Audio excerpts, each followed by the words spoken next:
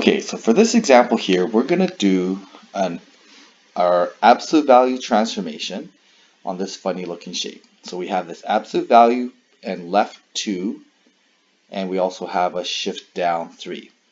Okay, so there's two things going on, the absolute value and the left 2. We need to make sure we know the order of it. I'm going to make sure I do my absolute value first because that's probably going to be the hardest part of this problem, dealing with that absolute value. So I'm going to do my change in x first. So my notation says absolute value plus 2 equals my other x, or my original x. So I need to do the exact opposite of that, so I'm going to need to undo it. So this is my description, or my do part of it. I'm going to undo the absolute value first. So undoing absolute value gives me plus minus, and then I'm going to get rid of that plus 2 to the minus 2. So there are all my x transformations here. The absolute value, that plus minus, involves 2 steps. Then I have to do the minus 2 as well.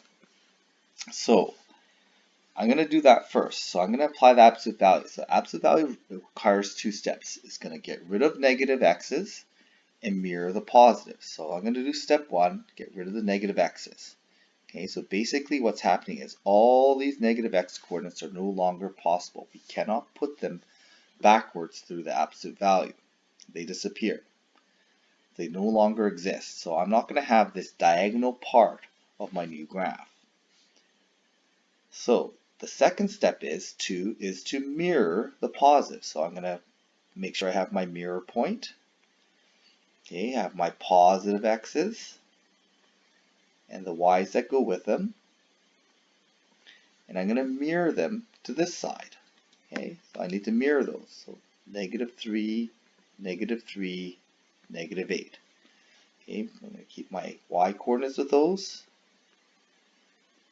Okay, so I've done the first step, or basically the first 2 steps, which is my absolute value. I still need to shift this.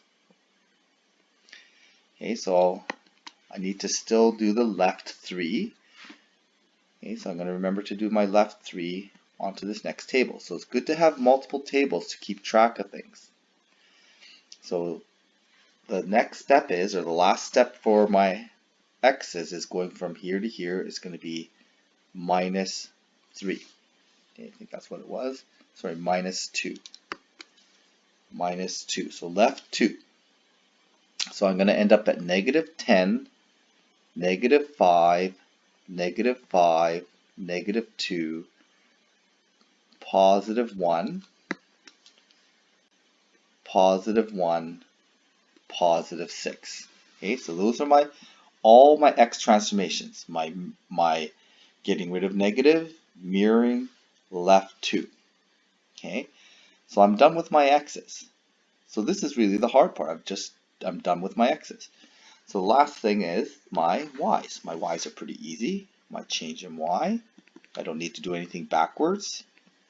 I'm just going to take any y coordinates and subtract 3. So I'm going to go subtract 3, subtract 3, subtract 3, subtract 3, subtract 3, subtract 3, subtract 3.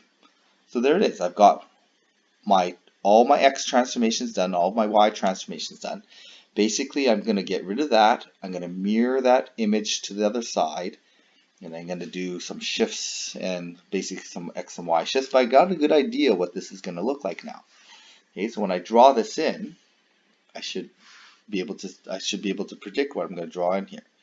So I'm going to go -10, +2. That's going to be a point right there. -5 and 0. Okay, -5, -6.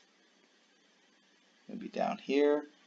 I should keep track of my mirror point here. This is my mirror point, so that's going to be my middle. That's the next coordinate I'm going to draw in, -2, -6. So there's my middle point. Okay, so I know that my symmetry should lie along that line. Okay, so, and I can see what I was kind of predicting. Yeah, that's the part that got mirrored over to the left side. +1, -6, 1, 0, and 6 over 1, 2, 3, 4, 5, 6, 2 up, right there. Okay, so there is my graph.